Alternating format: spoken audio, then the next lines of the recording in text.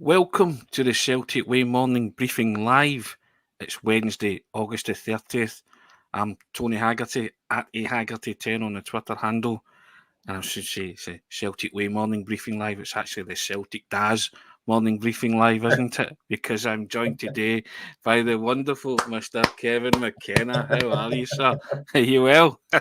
Good. Just beginning to get the pre-Ibrox nerves.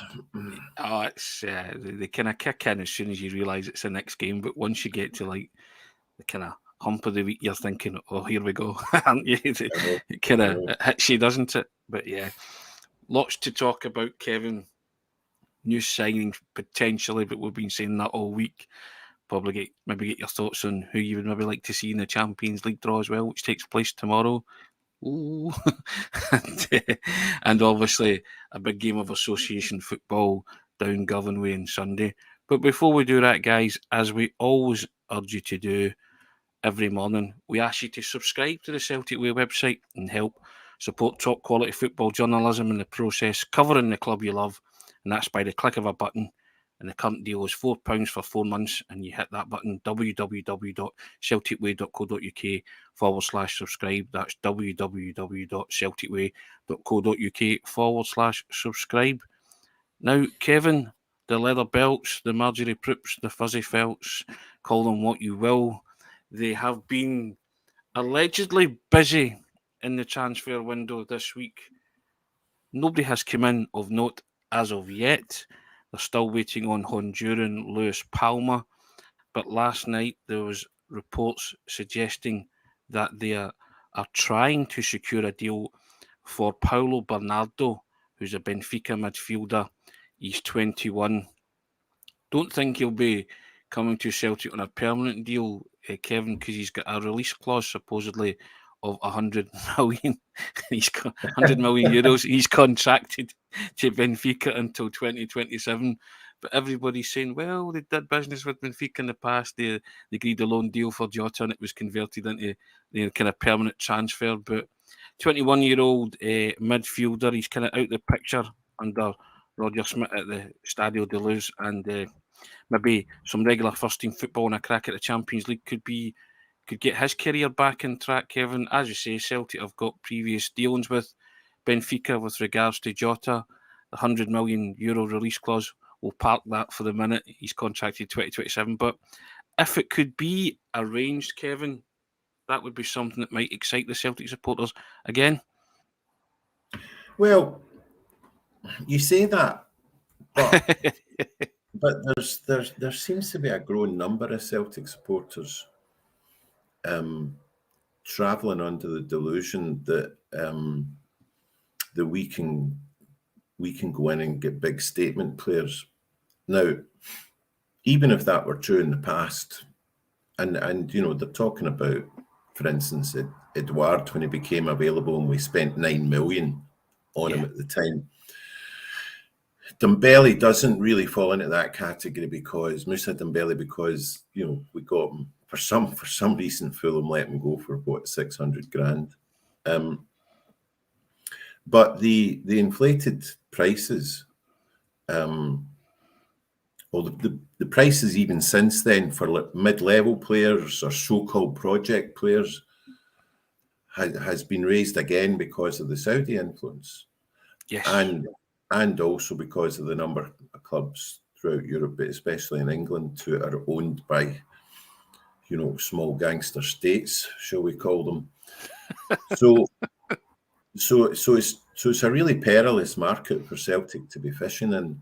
And you know, a 21-year-old Benfica player who's rated as highly as that or as much as that by Benfica, top club, who in the last few years have had a resurgence, having spent several years by their standards in the doldrums, and also because of a very positive experience with Jota, you would think, well, that could be a sound bit of business. But there's a growing number of Celtic fans, as I said, who will refer to that as a kind of project. Yeah. As they've described the other several purchases just in the last couple of months, they're projects. And they say they're projects because they haven't heard of them, or they don't know much about them, or they're quite young. So, you know, what makes a project is, does it have to be somebody who has played lots of games in a top league, is an international? Well, nowadays you're talking 25, 30 million pounds for somebody like that, and wages, and agents throughout Europe, you know, who all have their contacts in Scottish football, mainly because of especially now, because of the success of some younger Scottish players in Italy, let's say, and also the success of overseas players with Celtic who have done very well, gone for big money, and are doing well elsewhere. So that complicates it again. So would I be happy getting him in? Yeah, because of his pedigree. But I'm not kind of like, well, this is great, this is the answer to our problems. But I'm certainly not going to dismiss it as a project. Yeah. So I don't really know. Now he's I been part with company with so many of our fans. Well, fans on social media, and they'll say, well, that's just a Celtic guy, you know, wants to the old biscuit tin mentality, trusts everything that Peter Lawwell says, etc., etc. It's not. It's just how I read it, having looked at European football and the way that the markets have gone and the economy has shifted. Yeah. Now, he's been with Benfica since he was 7 years old, and he made his debut in November 2021. He came off the bench during 5-2 defeat, Champions League defeat, funnily enough, to Bayern Munich. He's been a regular for the B team, but he's only started first team starts at 17. He was on loan to Pacos de Ferreira during last season, and he's supposedly a ball-playing midfielder, tries to break the lines and affects the game in the final third. He's got a long-range passing ability. That's his speciality. And he says he helps create counter-attacks with 59.3% of them being successful, Kevin. His highest goal tally for a season is 4, but Celtic tried to get him earlier in the summer, and the season-long loan deal was floated, but that was also with a 7 million option to buy clause inserted. Now, I agree with you. Every player can't be a project. You know, there are players that are young that are very, very good. I'll give you Matt O'Reilly, for example. People class him as a project. He's also been the subject of interest as well. So I would like to see Celtic certainly bring in new faces. And if this is somebody that, you know, they've kept tabs on previously, then he's clearly, I call them persons of interest, Kevin. And I say, go and ask the question. So they've clearly asked the question to see if this can get done ahead of deadline day, and maybe somebody that could come in and bolster your squad and help your cause for Sunday. You know, there's also another link as well with Sidney Van Hooijdonk, who is the son of the legendary Pierre Van Hooijdonk, goal scorer extraordinaire. You'll remember him, Kevin, the Three Amigos and all that. Now, for the romanticists and the sentimentalists out there, that might sound like a good thing, but he's actually got a good scoring pedigree with both Heerenveen and Bologna. So lots of Celtic supporters getting excited about that. You know, the same way they got excited about Henrik Larsson's son Jordan when he was rumoured to be coming. So depends how you think about these kind of things. But I'm with you. I agree. European football, you know, you aren't going to get top dollar players. They're just out with Celtic's price range. So they have to go fishing in a particular pool, don't they? And also, I think we've spoken about this before on the pod, but I'll speak about it with you.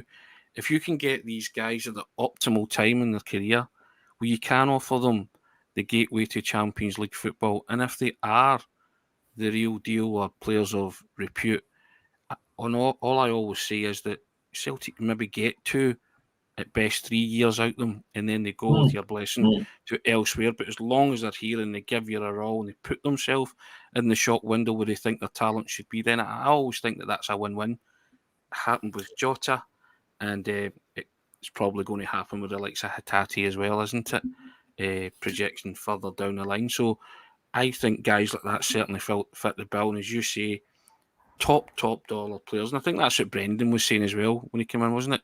That it's difficult, it's hard to compete because Celtic do work within strict financial parameters. You have to accept that. Yeah, and also we're not the only club in similar types of leagues throughout Europe that encountered this. Benfica is one, for instance, Anderlecht, Ajax. Yeah. You know, their fans are almost kind of resigned to knowing that every few years, as has happened with Ajax, they'll take a dip while they rebuild. I mean, they've got a superb youth academy. And every 5 years or so, it seems that 3 or 4 of them emerge into the first team at the same time, as has happened. When was it? 4 or 5 years ago when they got the semi-final of the yeah. Tottenham put Champions League, and how they lost to Tottenham, I do not know. You know, and I think if they had, I mean, they just should have beaten Tottenham. Don't know what happened there, and they would have given Liverpool, I think, a far better game in the final that year. That's another thing. So, but of course, you know, we've got the issue with our old rivals, Rangers, the intensity of that. And I know Ajax have got Feyenoord, but they've also got PSV in there. Benfica have got Sporting Lisbon, Porto, but none of them have got the same intensity. Maybe Ajax, Feyenoord as Celtic and Rangers. So you're not really, we're not really kind of, our mindset is not geared to, well, you know, we'll have to kind of accept a couple 2 or 3 years where not in this country. And again, you know, agents know that. Again, it comes down to trust. We've got, you know, 2016. We were presented with Moussa Dembele on a plate. A couple of years later, we had the opportunity to go in and buy Edouard. They were available at that time. We acted swiftly. But that's not going to happen every year. You know, guaranteed top quality players who just happen to be available in the right circumstances. And even, you know, you look at our Hatate and Kyogo a couple of years ago. We only got them in because we got a manager who had managed in that league. And when he went for them, again, who knew? Who knew? I remember people at the time saying, what are we doing? You know, this is very risky. You know, different culture, they'll take a long time to settle here. We don't even know if they're that good. And I mean, instinctively, I'm thinking, well, actually, have you seen the J League recently? Do you know where Japan sit in the FIFA rankings and have done? You know, they've been a top 20 international force for several years now, far better than us. So our main problem at the moment, which exacerbates everything, is that we're going into the first big game of the season with a absolutely horrendous injury list that no one could have foreseen. And again, no one could have foreseen that 2 of our regulars and stars would go, and there was nothing really that we could do about it. Jota goes to Saudi Arabia for absolutely life-changing, once-in-a-generation type of money. What can you do? Bigger players have also succumbed to that from bigger teams. And Starfelt, we could have put our foot down and said, nope, stick to your contract. But what's the point? What's the point in having somebody who's, you know, has a very serious relationship with somebody who goes to Spain and wants to be with her? We're supposed to be a club that's, you know, about diversity and a club like no other. What's the point in saying to them, and giving them a free 10 flights a year or something, you know. And I think they were, I think they were kind of blindsided by those two exits, Yeah, weren't they?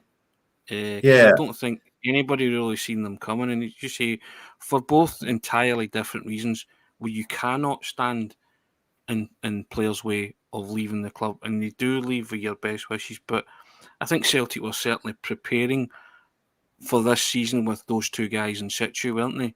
And then from that, it's kind of knocked everything out of kilter. And I think the board acted swiftly in getting Brendan Rodgers in, and everything was moving along the track nicely, wasn't it? Then all of a sudden, this gets flung into the mix, and and then added on top of that the burgeoning injury list, and people, not saying Celtic, people starting to press panic buttons because they've drawn a blank twice in the last two games, and they need players and stuff. And I think the manager's very aware that they need players, Kevin, not just for Sunday, but players moving forward to instill the kind of system and philosophy of play that he wants to play. So when you talk about bringing in players, if they are first team ready and they're good to go and they've been playing and Brendan Rodgers trust them, I've no qualms about throwing in a couple for Sunday if they do sign them and they feel that they could do a job. But I'm wary of just throwing those guys in and rabbiting the headlines and a derby passing them by. yeah, In their first in their first action for Celtic, and then all that negativity transferring to them again, like you saw in which you wrote about a piece on the website in midweek about on Saturday. So, but I mean, I think everybody is aware that Celtic need players to come in, and the quality players that Brendan's trying to get in, but. It's difficult for Celtic to do that, and it's also difficult to attract players to Scotland, isn't it? The yeah, caveat that you have as a Champions League, you base a lot of your sales pitch on the Champions League, don't you? yeah. Yeah, these players know that being in the Champions League and playing against the very best clubs in the world, these matches been televised, and they play well in it. They're knocking on the door of their own international teams. But on the other hand, Celtic could have a transfer budget of $500 million, but it doesn't matter because you could go in and, let's say, offer 30, 40 million, completely go where we've never been before for a player who might have expressed an interest, but eventually this player looks at a showreel of games Celtic have played. What does he see recently? Rugby Park, which just isn't, it's not a football surface. You risk injury. It can make a fool of you with the bounce of the ball. No other top league in Europe plays in surfaces like that. Not only Rugby Park, but somehow, Livingston. How many games is that? 4 at least. Plus a cup tie, which are going to be played in these surfaces. And then in most of the other games, you're looking at what's 65 to 75% possession. It becomes a different game, difficult to shine. Yeah, okay, you could score a couple of goals. You could play very well in a 4 or 5-0, a routine 4-5-0 win. But what does that tell anybody, any potential suitor further down the line about the ability of a player? It all comes down to, can he deliver in Parkhead or Ibrox against Rangers? 4 games, Champions League, and it's a big ask to get players who are in that value bracket to say, yeah, all right, we'll go to Celtic, we'll go and play in Scottish football. And again, as I was saying midweek, Ajax splashing that money on Calvin Bassey, and I mean, good good luck to Bassey. He played well against us, and you just can't say he did have a good season.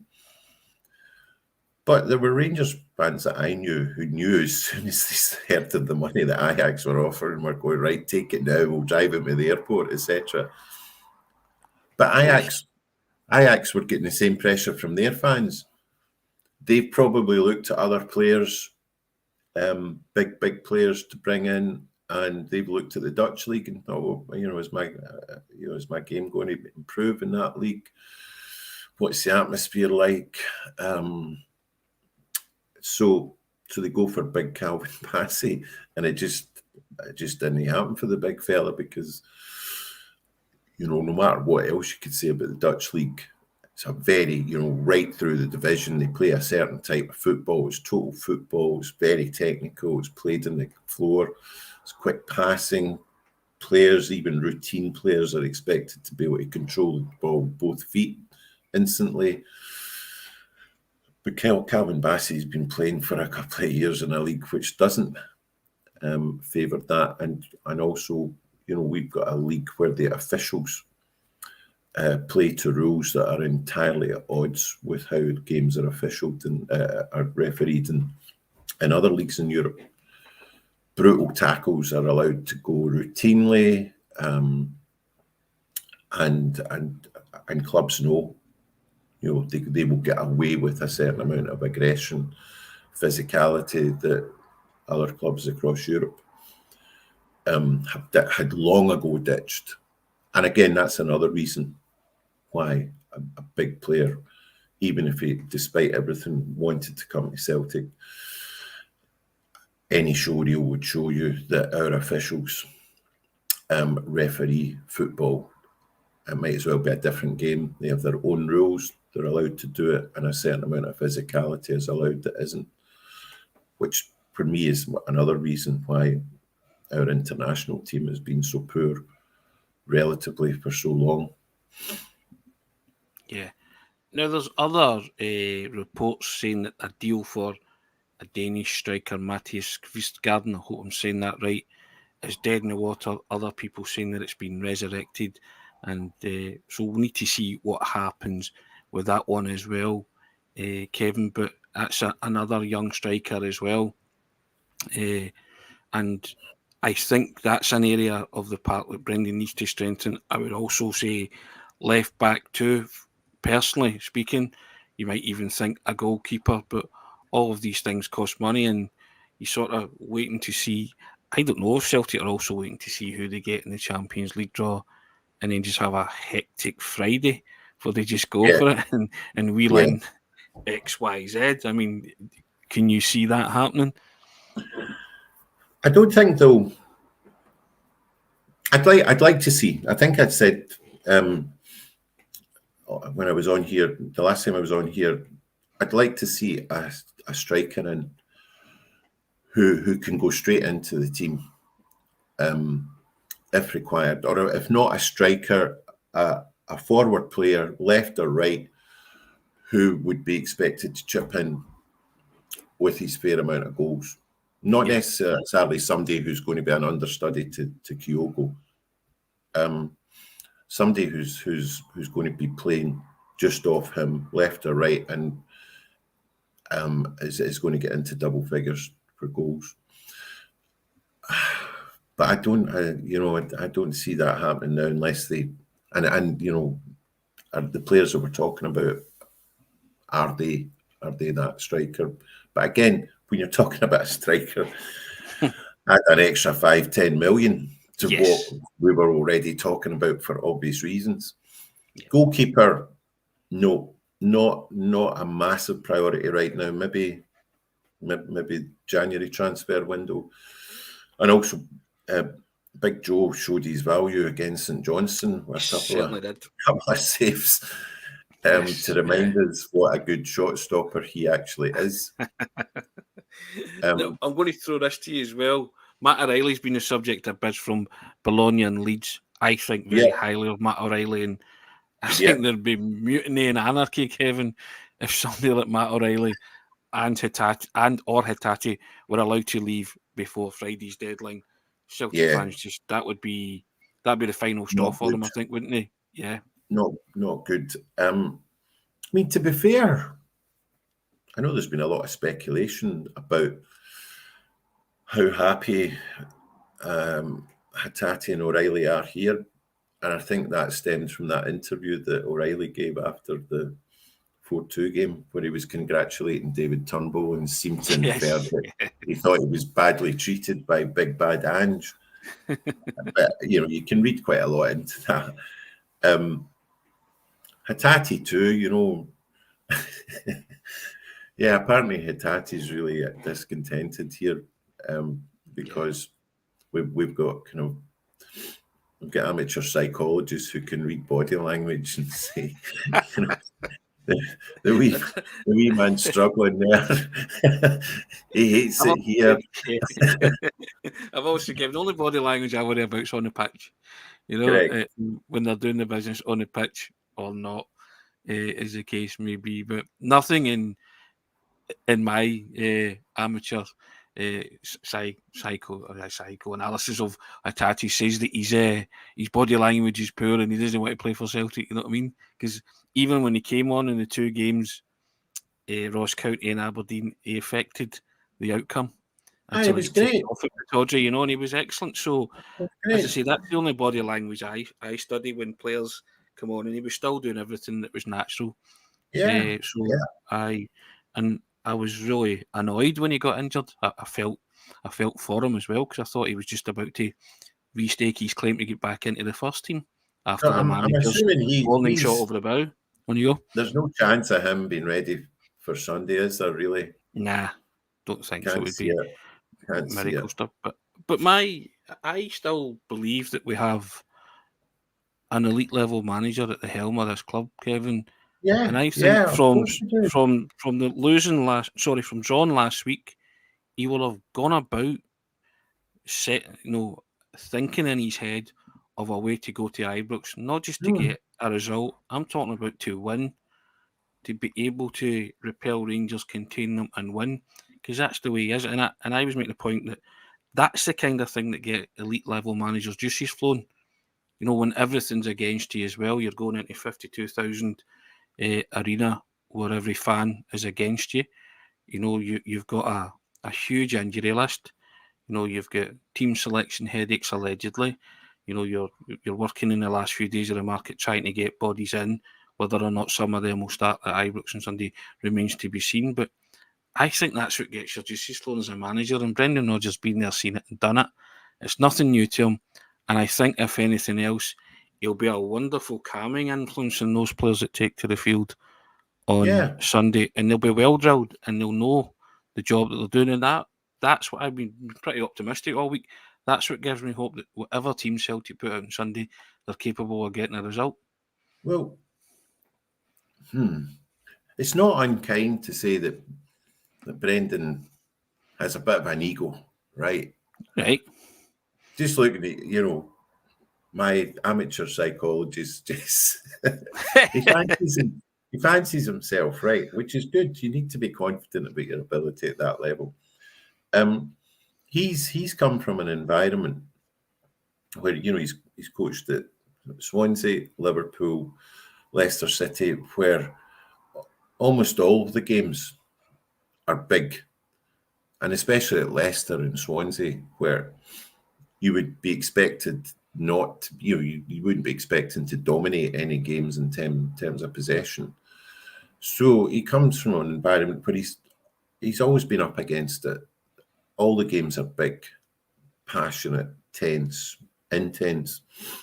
So he relishes these games, these big games, because it allows him the opportunity to showcase what he can do. And I'll take you back to the 2018 game at Ibrox, the 3-2 game, when we were up against it in the game, reduced to 10 men. Rangers had their tails up, and if they had won that game, they would have fancied, really giving us a real run for our money for the title. And he affected his game intelligence his ability to make those decisions in the game and to read the game and detach himself from the intensity and the mayhem coming around. And he sticks on Edouard. And I think it was only a handful of appearances that Edouard and Dembele made together. I mean, imagine that. Just even thinking about that, Edouard and Dembele in the same part. And we know what happened, and that broke Rangers, which then led to them throwing their toys out the pram and deciding there's not going to be very many Celtic fans in here, because that was what, four wins at Ibrox on the trot. So yeah, you're absolutely right. He'll be a calming influence. This one's particularly difficult because of that injury list. So early in the season, we do not. What our central defensive pairing is going to be is anybody's guess. Lagerbielke and somebody at this minute. Yeah. I mean, I saw on social media there was kind of speculation. Would you put Big Tony Ralston in there? Would you even put Alistair Johnson in there because he's hard and he gets in about it? But he's not going to do that. Brendan Rodgers doesn't do. He doesn't take risks for the sake of it. He doesn't do kind of big, extravagant rolls of the dice. If there's no other, if there's nothing else that presents itself, he'll put in Scales. I know Scales could have played better last week, but when he was at Aberdeen, albeit not as centre half, he played well against Rangers. But he'll know now. And as you said, he is an elite manager. I don't care what anybody says. I don't care about the circumstances in which he left Celtic. But his original idea after leaving Leicester was to take a year's sabbatical before, Celtic convinced him otherwise. And I'm convinced that if he'd carried out the year's sabbatical, he would have been inundated with offers from top clubs in England and beyond, because of his record. He knows the game, he knows players, he knows the markets, and he can affect games with good decisions under pressure. And I don't care what happens in Sunday. In terms of the result, nothing that will happen on Sunday will convince me other than that he is still an elite manager. Yep. Win, lose or draw. And it was a happy coincidence that he just happened to be available and was ready to be persuaded when our manager left very suddenly and could have left us with, a hell of a headache throughout the summer. And like transitioning now, we might have been left in a situation where we were welcoming a new manager 2 or 3 weeks ago. Yeah. And then what position would we have been in? Nevertheless, no matter how elite he is, he will never have gone into a game against Rangers with an injury list like this. But if anybody's going to, maximise that, spot any weaknesses, come out, have a rabbit in the hat, it will be him, because he did it first time around, and he did it everywhere he's been. So, no worries. Yeah, I mean, I fully endorse that and agree with that. That's what I've been saying as well. And I just think Sunday is where you earn your crust as a manager, isn't it? Regardless of what team you put in. And as I said earlier in the briefings, nothing's won or lost on Sunday. A football match might be lost, a football match might be won. Title isn't lost. So there is plenty of time to recover from a blow, if it is a blow, but I'm just not convinced that it's going to be a blow that the Celtic fans are surmising. 2 years ago, we went into that game. Ange was just here. Yep. And in our first 6 league games, we lost 3. 1 at Hearts, which I still think we could have won. And there was the anomaly was kicking in, was strong in that day. And then we were beaten 1-0 at Ibrox. But Celtic played very well in that game. Yeah, that was the Philip Hollander winner, yeah. Yep. No fans there. And We were up against it with some new players, and it was 50-50. Rangers played well, we played well. It was actually a very good game. It could have gone either way. And I thought, in those circumstances, no fans, some several players encountering this for the first time, we stood up well. I thought big Tony Ralston had a good game that time. I thought Kyogo, when he came on as a substitute, got stuck in, played well, could have scored. We get beat 1-0, but, well, we turned that around pretty quickly. And as I said, that was one of 3 defeats in the first 6 games. And Rangers, at that point, really fancied their chances of winning the title. Yeah. And we've got a similar situation here. But we've got a big club mentality. And one of the reasons why is because this manager and the last one were big club mentality managers. Yeah. And the players, the dressing room has got a big club mentality. We've got a captain who revels in these occasions, who's a natural captain and who conveys that big club, big occasion mentality. And we've got a number of his senior lieutenants dotted around the team that have the same frame of mind. Yeah, and that's what gives me and fills me with confidence, Kevin, going into Ibrox, regardless of who plays in. And I'll be even more buoyed if they bring in a couple of new faces. Yeah. To help the cause, not just on Sunday, but for the season ahead. So I'm actually quite excited about the next few days to see who comes in and see what business they actually do. There's another point to be made, which is, because the situation with the away fans at these games isn't going to be resolved this season. So in each of the 4 games, there's no fans from the opposing team, which then makes it more difficult, slightly more difficult for Celtic and Rangers to pick points up at the home of their rivals. Celtic went to this game at 1-point advantage over Rangers, but because of Rangers' attitude to the away fans, they've effectively made it more difficult. They need to win. If you're going to talk about those 4 games being pivotal in the destination of the title, then the team that goes into the first of those games, which is behind, they're going to find it more difficult. They made it more difficult to pick up the points at the home of their rivals that are going to be required to win the title. Celtic are going to win the title, and they didn't. They weren't to win at Ibrox. Let's say we were beaten twice at Ibrox, and Rangers we win twice at Parkhead. Well, we're a point ahead, and then it's like how many you can afford to lose or how well you do against the other clubs. But it's a very slight margin. I understand that, but again, it could prove crucial. And also, Celtic have played since this situation happened, where we've gone to Ibrox, either with no fans or only with 750. I can't remember Celtic playing badly in any of them. We've turned up. The only one was the game that it didn't matter at the end of last season, the 3-0 game. And even then, we could have been a goal or 2 up at half time. They did rubber. But we've played well. We've won. Yeah. At Ibrox 2-1. We were well worth a 2-2 draw at Ibrox last season.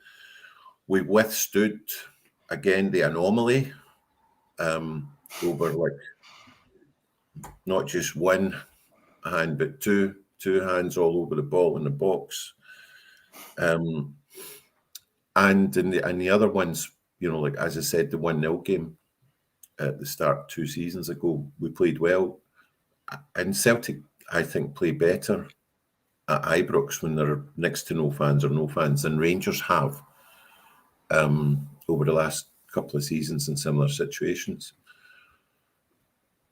Yeah, I mean that's again going back to that fills me with confidence. and hope. And I'll Say also, it's blind loyalty and blind optimism. No, really, these are facts. So well, even, I mean, being a Celtic right? I mean, I'll even take you right back to the middle of the 1990s. Yeah. When we went to Ibrox and David Murray had banned all Celtic fans because of alleged damage to some of his seats. And this was like Rangers' most powerful team, aided and abetted, of course, by one or two banking institutions, and Celtic were in the doldrums. And we went there and we had John Collins' Predators assisted free kick. No fans, played really well. Did it on at least one other occasion. Celtic turn up at Ibrox when the odds are against us more often than not. Than not. Celtic got quite a few results at Ibrox. I remember a 2-0 win there as well. And I think it was 94 when McStay and Collins were on the score sheet as well. And Charlie Nicholas and Jerry Creaney and Jerry another. Creaney 2-0, yep, as well, yep. Where Archie McPherson called that a brilliant triumph for attacking football. That was his words on Radio Brian Clyde. Brian O'Neill's last minute header yeah. in Ray McCarry's first game. Yeah. So, as you say, they have a history of turning up at Ibrox, and that's why I'll always be optimistic about any Celtic team heading to Ibrox, even as you say in the current situation. But just look at Kyogo's scoring record against Rangers. He absolutely loves scoring against Rangers. Yeah, correct. That defend. Michael Beale will have spent most of the week going through drills with a defence that has been traumatised by Kyogo over the last couple of seasons. But the one thing Brendan Rodgers must do on Sunday is play him as an out-and-out striker, Kevin. Yeah, I agree. None of this 30, 40 yards from goal or link up. I can see has to be. I agree. Yeah. Right. Okay. Well, it's a nice variation, and it could be used again. Him coming deep, and he's so good at passing and playing in on Russian midfielders. We saw that in the first game of the season, but see here, no, just do what he's been doing and racking up 5 goals against Rangers. It's a Ron Seal day, isn't it? Everyone to do exactly what it says in the tin, including Kyogo and whatever central defensive pairing you've got as well. I say this, I don't care who it is. When the ball's in the air, go and challenge and win it. When the ball's in the deck, just clear it.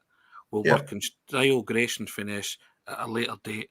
But at this moment in time, just when your individual battle, do your thing, do your job, and we take it from there, and you've got every chance of getting a result. Just before you go, Kevin, I want to ask you about any preferences who you would like in the Champions League draw tomorrow.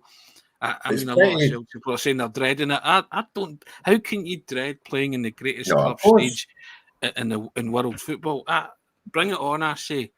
And I loved getting Real Madrid last season. I thought it was brilliant to pick the whips against them. The results weren't great, but I just love being in that arena, Kevin. I thought we played well. We acquitted ourselves well despite the results against Real Madrid. But I'm looking at it now. So I mean, you'd like Copenhagen. Oh yeah. To be your opponents from pot 3. Although, with all due respect, you have to respect Copenhagen because they put us out a few seasons ago. Turned you over, Mm-hmm. Yeah, and then, well, if PSV were to beat Rangers tonight, they're there. We can't obviously get Rangers in as a pot 3 choice. And again, PSV are better than they were last season, but if they were to beat Rangers, there was nothing that I saw of them at Ibrox that made me think we couldn't take them. We've got a good record against Shakhtar. Well, actually, Shakhtar Donetsk will probably get moved up because of last night's results into pot 2, and Real Madrid will probably go to pot 1. Again, you're looking at Sporting Braga from pot 3. But, Braga turned us over, didn't they? 2009, 2010. Pot 2, I mean, Porto, maybe. Porto. Yep. The rest of them, well, RB Leipzig, we beat RB Leipzig 2-1 a few seasons ago at Parkhead. Did we? Yeah, we did. Yeah, you did. Yeah. But then look at the rest of them. Man United, Inter Milan, Borussia Dortmund, Atletico Madrid. I mean, just in pot 2 alone, as it is now, you've got 1, 2, 3, 4, 5 out of the 8 are previous winners of the European Cup, Champions League. And the others, Arsenal, Atletico Madrid. I mean, don't talk to me about Atletico. We put some horrendous encounters with them, results as well as performances. Pot 1, the two that jump out at you are Benfica and Feyenoord. Yep. That you'd like to have. And we've been quite unlucky in the Champions League draws over the last few seasons. I remember, like in Brendan Rodgers' first 2 seasons, in the space of 2 seasons, we found ourselves up against Barcelona, Manchester City, Bayern Munich, and Paris Saint-Germain. And and people have said, and I've been quite unfair about this as well. We could have done better, but actually, you look at that, and you're thinking, well, that's PSG when they were at their absolute peak, desperate for a European Cup, which they've never had. Barcelona near their peak, Manchester City coming into their peak, Bayern Munich who win the thing a couple of years later. So we're due. Last season Real Madrid, it would be good. And again, even the Champions League draws in the 2011, 2012, 2013. It would be good if we pot 1, pot 2 teams were ones that we could think we can compete with in a kind of level footing. The kind of Benfica, Feyenoord, etc. Porto maybe, but equally it could. There's a few kind of groups of death that we could get. I mean, it could be Man City, Real Madrid, AC Milan, and Celtic. That's one possible draw. Another one could be Barcelona, Inter Milan, Salzburg. So, yeah, I'm just hoping for a bit of luck that we haven't had the rub of the green in previous Champions League draws. Maybe we're due something that's negotiable. Thoughts are bring it on, Kevin. I don't care. Being in there amongst the elite is what it's all about for a club like Celtic, and playing in that greatest stage, as I say, in club football. And Celtic are there straight in the group stages, and we await the draw tomorrow, 4:00, 5:00. Is it 4? It's late afternoon, isn't it? Between 4 and 5, it usually is. They do the preamble, don't they? It takes forever and ever, It's longer than one of these morning briefings, Kevin. There you go. But before you go, can I get a prediction from you for Ibrox, or is that too much to ask? No, you can always get a prediction from me for Ibrox. So, of course, the tradition is we're going to Ibrox. You predict a win. Celtic can win. Celtic can win at Ibrox. Wouldn't be any great surprise if Celtic win. But given that injury list, I'll be happy with a draw, and I'm going to go for a 1-1 draw. Excellent. I'll give you my predictions on Friday when we do our kind of team lineups. I'm wait till Friday. You got if you tune in, we usually. I think you've got a better record at these. You've got a better record at these than me, Anthony. I've been known to get the odd one or two right. I got it woefully wrong for the St Johnstone game, to be fair, but yeah, I'll mull it over for the next 48 hours. But ladies and gentlemen, thanks for joining us. Over 600 people. I usually flick up comments and stuff, but I was just enjoying the chat. I think you'll agree. Kevin McKenna's a voice of reason, a sane man amongst the maelstrom of I haven't been called that for a while. vortex of negativity. This swirling, we've been swirling around the kind of Celtic world all week. I always enjoy talking to you, sir. It's a pleasure to have you on whenever you do come on. Pleasure's all mine. Pleasure's all mine. I hope you've enjoyed it. We could talk Celtic for the next 48 hours, to be honest, right through the draw and everything. But yeah, I hope you've enjoyed the Celtic Way morning briefing, or as I alluded to it, the Celtic Dash podcast.